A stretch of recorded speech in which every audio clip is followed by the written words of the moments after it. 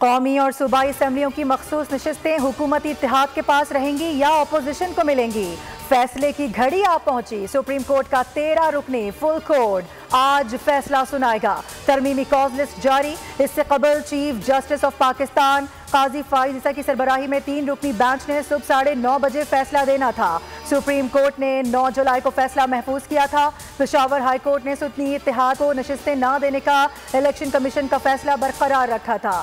सुन्नी इत्तेहाद ने यह फैसला सुप्रीम कोर्ट में चैलेंज किया है।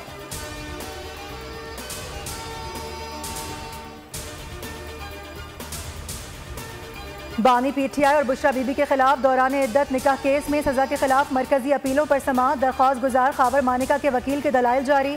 खावर मानिका के वकील का कहना था कि इस अदालती फैसले को बतौर रेफरेंस देना समझ से बालातर है। कहा, हर क्रिमिनल केस में अलग वजूहात शामिल होती हैं। 39 इद्दत का दौरान या नहीं, मैं इस पर अदालत की रहनुमाई करूंगा। इस्लामाबाद हाईकोर्ट के हुक्म के मुताबिक मरकजी अपीलों पर फैसला करने का आज आखिरी रोज है।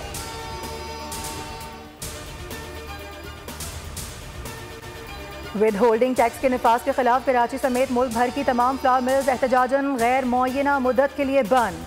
आटा चक्की एसोसिएशन ने भी फ्लावर मिल्स की हड़ताल की हिमायत कर दी।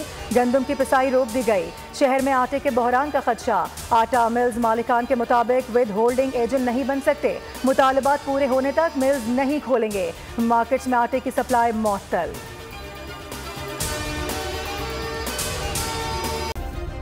सब्सक्राइब करें और बेल दबाएं ताकि कोई खबर रह न जाए।